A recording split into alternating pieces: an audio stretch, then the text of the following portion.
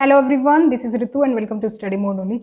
CTET के previous year questions हम discuss कर रहे हैं और इसमें हम सॉल्यूशन देख रहे हैं सोशल साइंस के प्रीवियस ईयर क्वेश्चंस का, जो कि दिसंबर 2022 और 23 में आपके आए थे। ये क्वेश्चंस हम डिस्कस कर रहे हैं विद एक्सप्लेनेशन, जो कि आपकी बेहतर तैयारी करवाएंगे। तो आगे बढ़ते हैं। You can also follow me on social media, Facebook page, Insta ID and Telegram channel. Link आपको डिस्क्रिप्शन में भी मिल जाएगा। क्वेश्चन है, एक राज्य को GST के वितरण से संबंधित विवाद, दो राज्यों के बीच विवाद का मामला है, पहली स्टेटमेंट। दूसरी है नदी के जल के बंटवारे संबंधित विवाद, दो राज्यों के बीच विवाद का मामला है। तो ये है दो स्टेटमेंट। सही ऑप्शन यहाँ पर आपको बताना है। इंग्लिश में भी आप इसको देख सकते हैं। तो यहाँ पर इंग्लिश में दिया गया है, ये सही ऑप्शन हो जाएगा second. Only B is correct. तो बी से यहाँ पर सही है। सिर्फ बी में दिया है कि नदी के जल के बंटवारे संबंधित विवाद जो है दो राज्यों के बीच के विवाद का मामला है। तो ये बात सही है। जो हमने कावेरी नदी जल विवाद देखा था वो दो राज्यों के बीच में है, कर्नाटक और तमिलनाडु। बाकी जो GST से रिलेटेड जो विवाद दिया गया है, तो ये दो राज्यों के बीच का विवाद नहीं है, बल्कि ये आउटसाइड ऑफ द स्टेट विवाद है। तो इसी वजह से पहला गलत है। निम्नलिखित में से कौन सी शब्दावली भारत के शहरों के प्रवासी मजदूरों को दर्शाती है? तो यहाँ पर सही ऑप्शन हो जाएगा सेकेंड, लेबर चौक। लेबर चौक आप देखोगे, वहाँ पर आपको अलग अलग तरह के मजदूर मिल जाएंगे और ये माइग्रेंट मजदूर होते हैं। अक्सर कहीं और से ही आते हैं, दूसरे देशों से नहीं, सॉरी, दूसरे स्टेट से आते हैं काम की तलाश में। तो वहाँ पर जिसको भी काम करवाना होता है तो लेबर चौक से ले जाता है और डेली जो मजदूरी होती है उस पर काम करवा लेता है।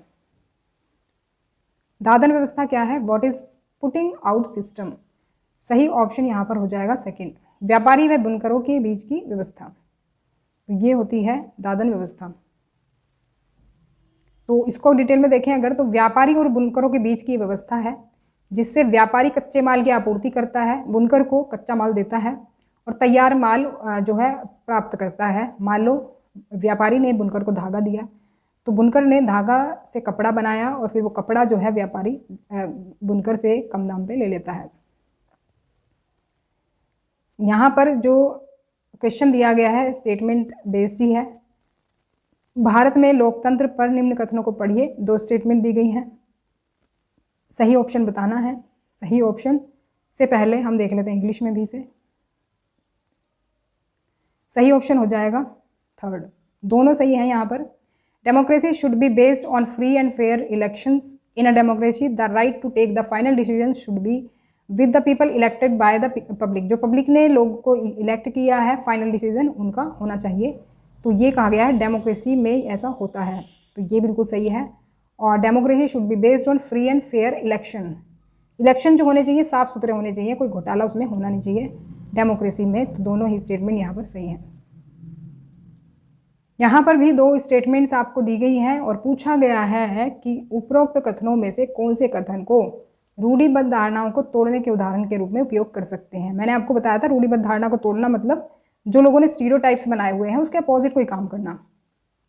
तो यहाँ पर इंग्लिश में भी देख सकते हैं इसको, और सही ऑप्शन यहाँ पर हो जाएगा सेकेंड, बी ओनली। जो बी ऑप्शन है वो सिर्फ स्टीरियोटाइप जो है ब्रेक कर रहा है कि लक्ष्मी लाकरा जो है 27 इनकी एज है, became the first women engine driver in the Indian railways. तो ये पहली ऐसी महिला हैं जो इंजन ड्राइवर बनी इंडियन रेलवेज में। तो क्योंकि इस पोस्ट के लिए जनरली लड़कों को कंसीडर किया जाता था पहले, इनसे पहले, लेकिन इन्होंने ये स्टीरियोटाइप ब्रेक किया, पहली महिला इंजन ड्राइवर बन के। तो सेकंड स्टेटमेंट यहाँ पर सही हो जाएगी। जो पहली स्टेटमेंट है ना, ये कोई ब्रेकिंग स्टीरियोटाइप का एग्जाम्पल नहीं है। ये तो जनरली आप लड़कियों को भी कह सकते हैं इस चीज़ के लिए, तो लड़कों को भी कह सकते हैं। तो ऐसा कोई स्टीरियोटाइप वाली इसमें बात नहीं है। भारत में स्वास्थ्य के अधिकार को किस मौलिक अधिकार के एक प्रकार के रूप में मान्यता प्राप्त है? तो ये हो जाएगा option number third, right to life जो है उसमें ये शामिल है। स्वास्थ्य का अधिकार, देखो स्वास्थ्य ठीक नहीं होगा, अगर कोई बड़ी बीमारी हो जाती है या फिर कोई एक्सीडेंट हो जाता है तो जान को खतरा हो सकता है, तो क्या होगा, लाइफ खतरे में पड़ जाएगी ना। तो इसी वजह से तो राइट टू लाइफ जो है उसी में ये शामिल किया गया है, right to health.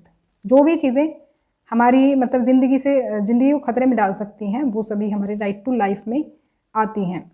Third option हो जाएगा। भारतीय संविधान में मौलिक अधिकार एवं नीति निर्देशक तत्व स्थापित करना चाहते हैं।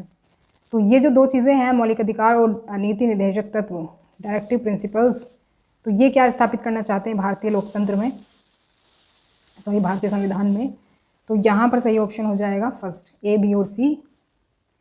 एक तो राजनीतिक लोकतंत्र स्थापित करना चाहते हैं, सामाजिक आर्थिक लोकतंत्र स्थापित करना चाहते हैं, कल्याणकारी राज्य स्थापित करना चाहते हैं।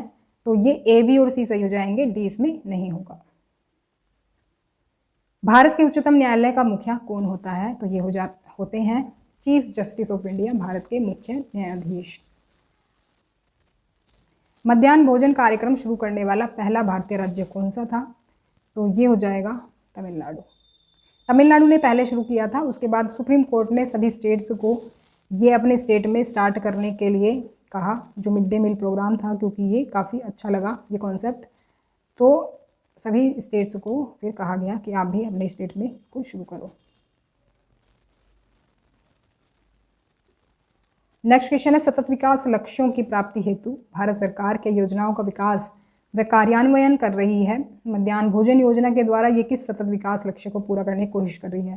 देखो, सतत विकास लक्ष्य जो है, एक तरह से लक्ष्य जो है गवर्नमेंट रखती है कि ये लक्ष्य हमें अचीव करने हैं इतने साल तक, तो एक ईयर जो है रखते हैं।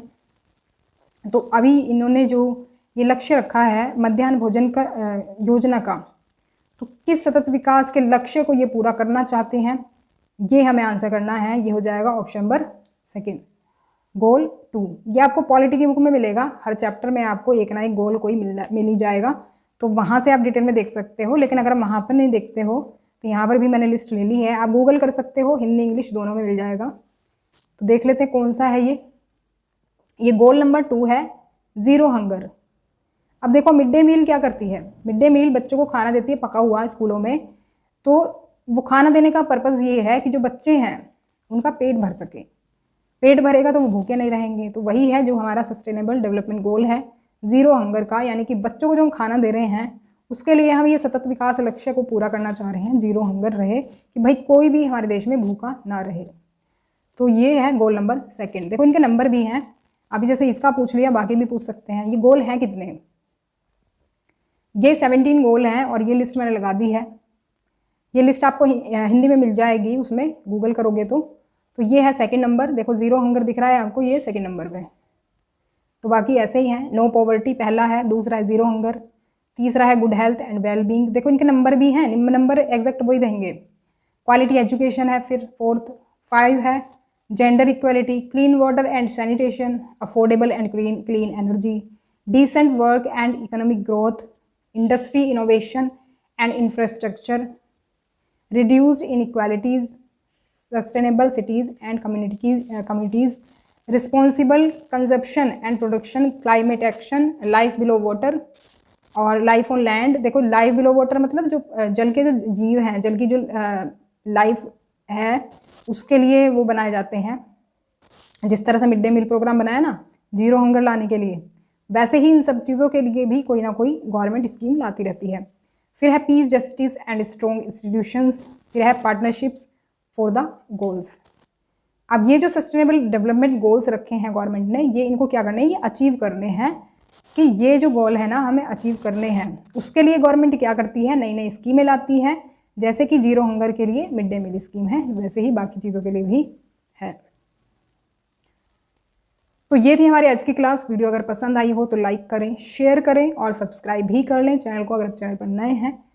रेगुलर अपडेट्स एंड नोटिफिकेशन के लिए, स्टडी मटेरियल के लिए। तो मिलते हैं नेक्स्ट क्लास में, तब तक के लिए stay connected and keep watching study more knowledge. Thanks for watching.